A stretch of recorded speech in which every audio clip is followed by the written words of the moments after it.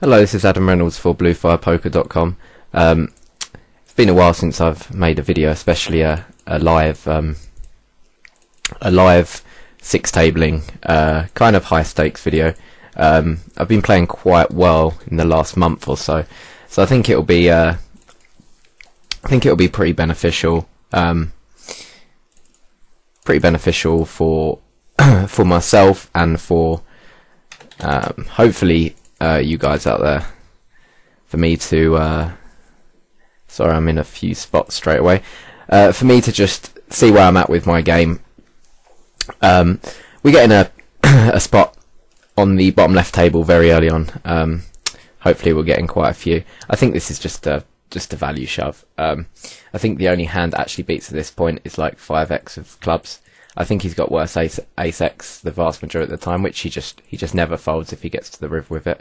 So I think it's just a value ship 100% of the time. I think it's either that hand that he's got there or worse ace-x most of the time. So yeah, so it's a pretty clear value shove. We get jacks on the top right table. It's a shallow game. I'm going to replace it actually after this hand. Yeah, so we've got 6 tables of action. As I say, I've been playing okay lately. I think in a couple of my previous videos I wasn't quite as on form as I have been, or playing quite as well. So hopefully this will be an interesting video. So yeah, just pulling it back to this spot. We open ace jack under the gun. This guy's a weaker player. The game's built around him. So if we look at his we're kind of expecting him to raise most of his strong stuff on the flop. We've got no reason to think that he will slow play a set on a draw heavy board like this. So we've got to think that we flop the nuts once he calls, and really nothing changes apart from 6x of clubs. I don't think there's anything that actually beats us. And yeah, so I think it's just a clear bet shove. I think he's got you know, ace 4, ace deuce, ace 7, ace 8, ace 9. There's just a ton of combos of hands that he's got that we're crushing. So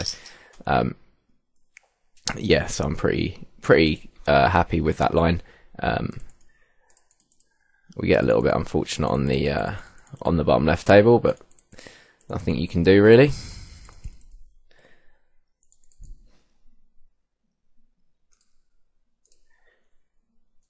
And I am actually going to bring another table up of 10-20 action.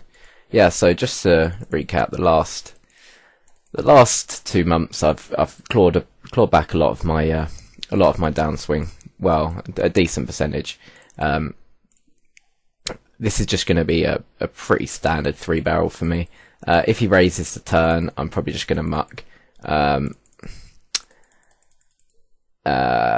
Just because I think it's going to be too hard to play the river, and I think it's a board that I'm going to be barreling off on quite a lot. Now we pick up our gut shot and he checks back the turn. I'm actually going to go for 2 streets here, just to try and, you know, rep some sort of 2-pair type hand. You know, I think if I'm betting the turn, I'm going to follow up on the river. I don't mind getting called here. It's a spot I'm going to be fairly balanced in. We get, oh, I've timed out. We get 10s here. It's pretty standard cold 4-bet again. I don't think there's anything else to do for me apart from cold 4-bet. Get this in again. Another spot I'm going to be extremely balanced in, you know, for value and for bluffs. So there's really nothing to say about that one. And I think we're going to get lucky. No. The min open in the cutoff is just against a fishy player. It's just the spot where I'm going to be squeezing 100% of the time. We river 2-pair. I'm actually just going to go for some thin value. Again, it's a board that I think he's expecting me to barrel off quite light on. Wow, that's a very, very interesting call from the guy. I'm actually going to c-bet this board with the plan to attack it. It should hit him fairly hard, but also I think he's going to let me know about it quickly if it has hit him. So I think I can get away with just stabbing and taking him off all of his overs. And if he just calls, I can probably barrel a lot of turn cards. So I'm pretty happy with just betting once against a Fisher player. So this guy makes an interesting call out of position. I'm pretty happy with my with my triple, considering that he rocks up with King 10, because he can quite easily rock up with Queen 10 and King Queen in this spot. So both hands that, if he gets to the river, I just can't imagine him folding. So I'm pretty happy with my triple barrel in this spot. I don't really love his call. I don't like his flop float, actually. I think that's pretty bad. Especially on a board that I'm going to be barreling quite a lot with no plan on the turn. Like, if he check raises the turn, I can understand, but it seems like he's kind of got no plan there. So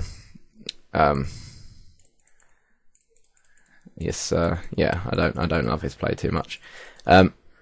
Nothing to do apart from just ship these kings. I think this game's going to break.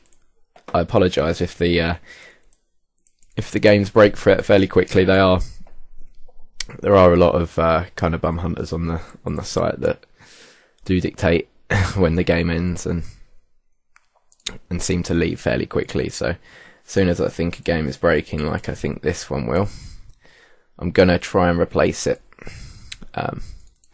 as quickly as possible. The twos on the bottom right, should he min button, I'm pretty much gonna mix it up between fold, 3-bet and call. For the purposes of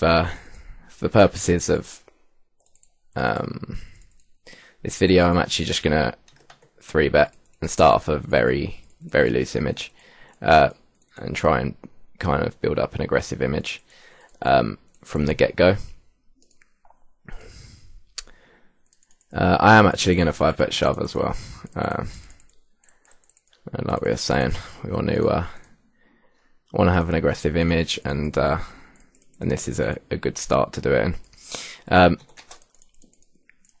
It's definitely not my standard play to 3-bet, 4-bet shove pairs, but I think I've got quite a high fold to 4-bet in general, so